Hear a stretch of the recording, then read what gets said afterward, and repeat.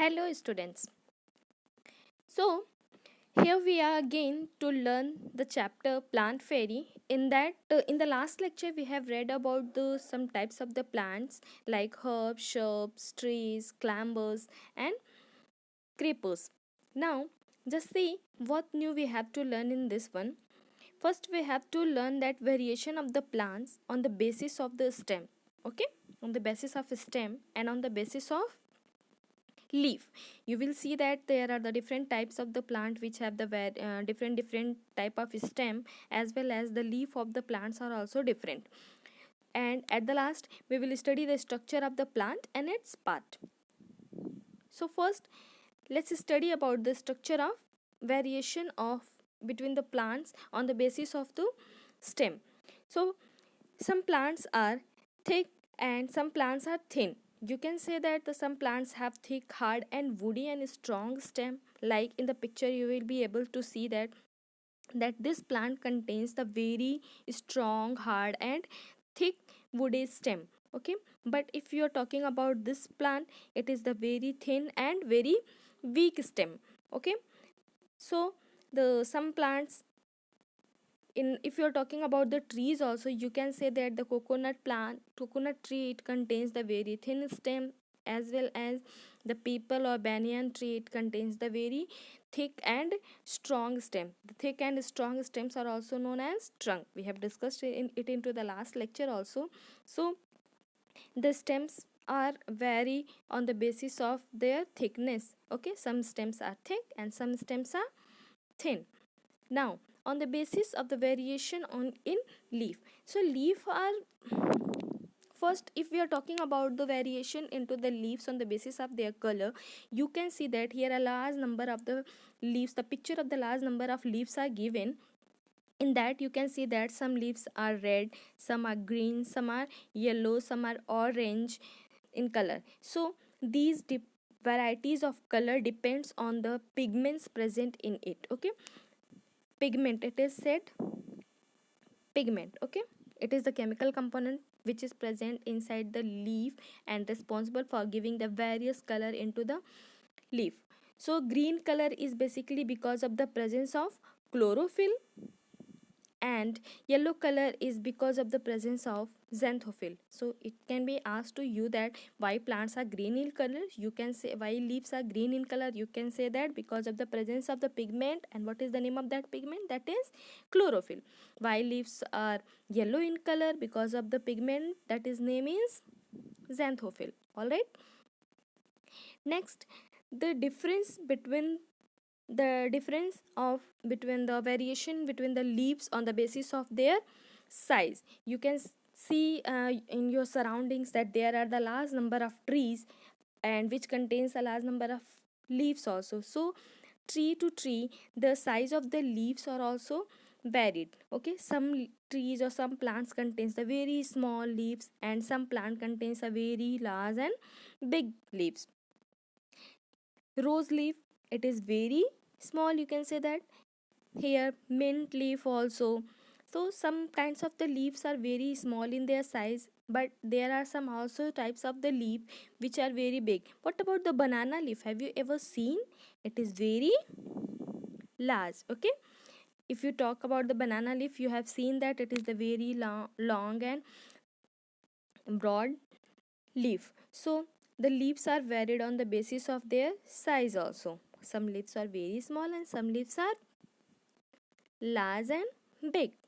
Okay, the variation into the leaves are also depending upon their smell. Some leaves you can identify just by their smell. Here some types of the leaves I have given here. You can see that it is the leaf of mint, it is the leaf of curry, that is curry patta you can say, and this is the leaf of lemon. What do you know that if you just rub by taking the small piece of these leaves, just rub it in your hand and then just smell it, you will be able to get a different smell from these kinds of leaves. So some leaves are identified by their smell.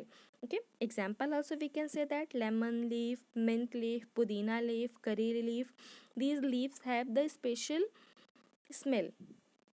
Okay, now come to the margin. Okay, first what is the margin? Margin is the edges of the leaf.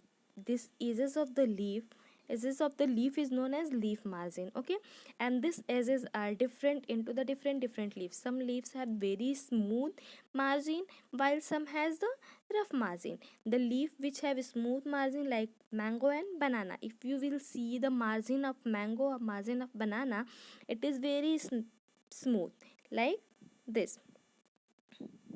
Okay, but some leaves, the edges of some leaves are rough, you can say that. What about the rose leaf? If you're talking about the rose leaf, you just able to see that rose leaf, the edges of rose leaf is not smooth. If you are talking about the edges, it is not smooth. So this is the margin, means the edges of the leaf. And some leaves, edges of the leaves are smooth, and some edges of the leaves are rough. Here you can see a large varieties of the leaves, and it contains the different margins. Just look at the margin of this leaf and look at the margin of this leaf. Okay, here also you can see that variation, you can see that in this leaf also, in this leaf also. So variation in leaves also takes place on the basis of their margin. Okay, now we have to study about the plant parts of the plant. So students, there are basically two parts of the plants. If you talk about the plant parts, you can see that this is the ground. So some of the part of plant is above the ground, and some of the plant part of the plant is below the ground. The part of the plant which is present below the ground is known as root. Okay, root is always present below the ground. And what is the function of root? Root takes the water and nutrients, and it also holds the plant in the place because it is present below the ground.